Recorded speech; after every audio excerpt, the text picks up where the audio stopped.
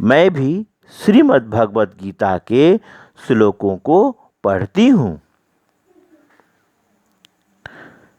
सुचित्रा तर्हि वद श्रीमद् भगवत गीता ग्रंथस्य कर्ता कः? अर्थात सुचित्रा पूछती है, तो बोलो श्रीमद् भगवत गीता ग्रंथ के कर्ता यानी रचयिता कौन है? विनीता कहती है, यतो हि एषः ग्रन्थः महाभारतस्य एव अंशः, अतः अस्य रचयिता महर्षि वेदव्यासः। जबकि यह ग्रंथ महाभारत का ही अंश है, अतः इस ग्रंथ के रचयिता महर्षि वेदव्यास हैं। अधुना आगच्छ श्लोकोच्चारणं कुर्वः। अब आओ श्लोक का उच्चारण करते हैं।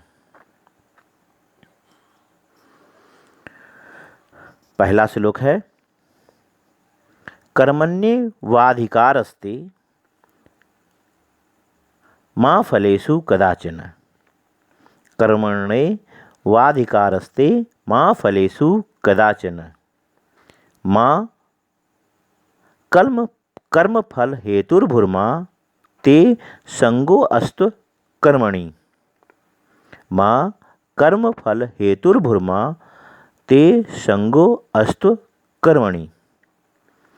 कर्मण्येवाधिकारस्ते मा फलेषु कदाचन। मा कर्मफल हेतुर्भुर्मा ते संगो अस्तु कर्मणि। इस श्लोक का अन्वय नीचे दिया हुआ है, उसे आसानी से पढ़ सकते हैं।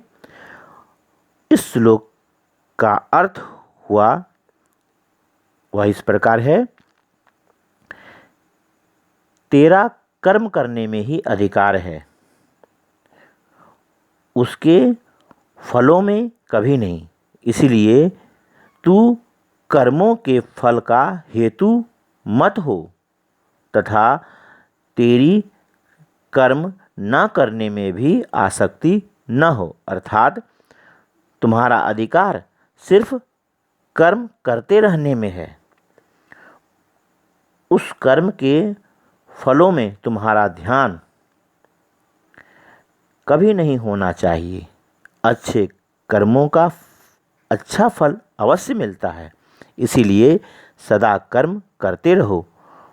फल अथवा परिणाम जानने के लिए मत रुको तथा फल का माध्यम कभी नहीं बनो, यानी फल के लिए इंतजार मत करो।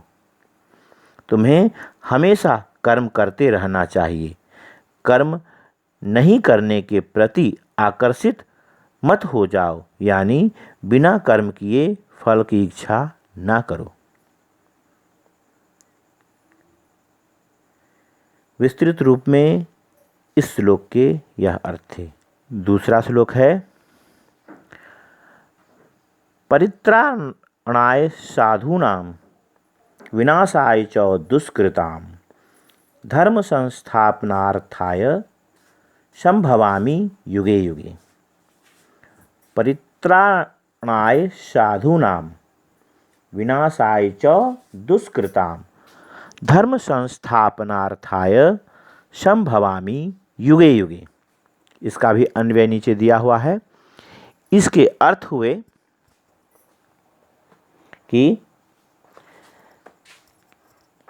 साधु सज्जनों का उद्धार करने के लिए, अर्थात साधु सज्जनों की रक्षा करने के लिए, पाप कर्म करने वाले अर्थात बुरे कार्यों को करने वाले का विनाश करने के लिए और धर्म को अच्छी तरह से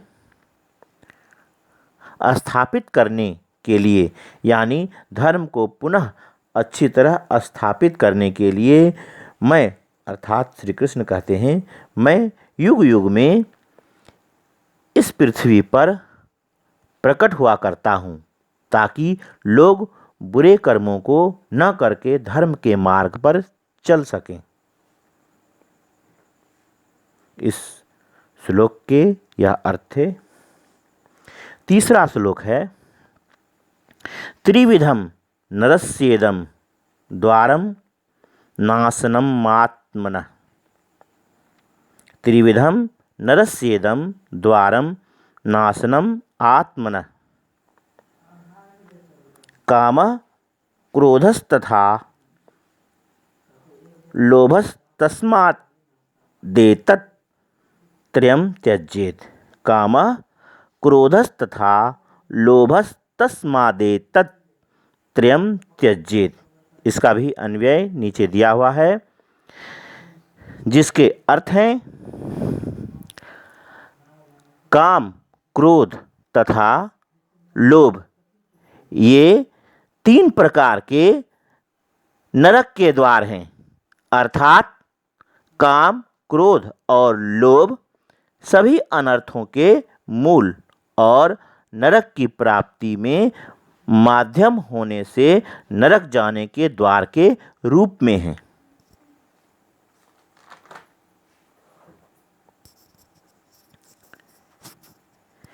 ये 3 तरह के पाप हमारी आत्मा का नाश करने वाले अर्थात आत्मा को अधोगति में यानी नीचे की ओर ले जाने वाले हैं। अतएव इन तीनों पापों को त्याग देना चाहिए, क्योंकि ये विनाश का कारण बनते हैं। यह इस श्लोक के अर्थ थे। इसके बाद चौथा श्लोक है, यद यदाचरति श्रेष्ठस्तद्देवेतरो जनः स यत् प्रमाणं कुरुते लोकस्तदनु वर्तते। यद यदाचरति श्रेष्ठस्तद्देवेतरो जनः स यत् प्रमाणं कुरुते लोकस्तदनु वर्तते। इसका भी अन्वय नीचे दिया हुआ है, पढ़कर समझ सकते हैं। इस श्लोक का अर्थ हुआ, श्रेष्ठ मनुष्य या महान लोग जो आचरण करते हैं, अर्थात वह जिस प्रकार का आचरण करते हैं, अन्य पुरुष, अन्य व्यक्ति उस आचरण को ही सही मानकर वैसा ही आचरण करते हैं। ऐसा करने में वे लोग अपनी भलाई समझते हैं।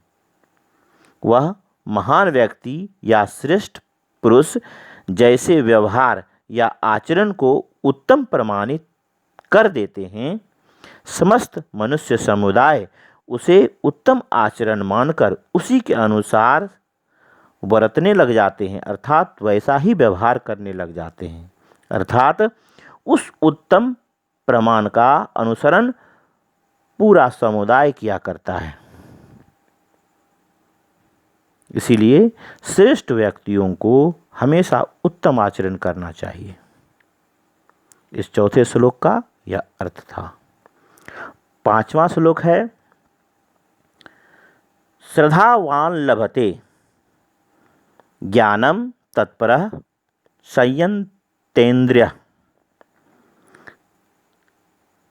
ज्ञानम लब्ध्वा पराम शांतिम चिरेणाधिगच्छति। श्रद्धावान लभते ज्ञानम तत्परः संयंतेन्द्रियः। ज्ञानम लब्ध्वा पराम शांतिम चिरेणाधिगच्छति। इसका भी अन्वय नीचे दिया हुआ है, पढ़कर समझ सकते हैं।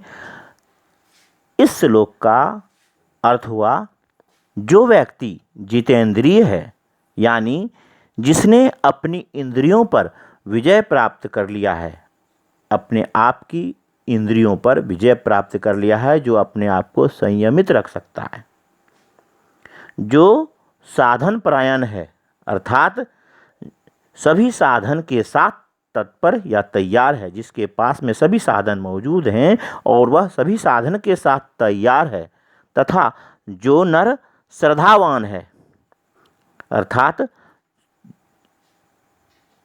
जो व्यक्ति ज्ञान प्राप्ति में श्रद्धा रखता है, जो कुछ पाना चाहता है, ज्ञान को प्राप्त करना चाहता है, और वह व्यक्ति जो ज्ञान के प्रति श्रद्धावान है, वही व्यक्ति ज्ञान को प्राप्त करता है, अथवा वही ज्ञान को प्राप्त होता है।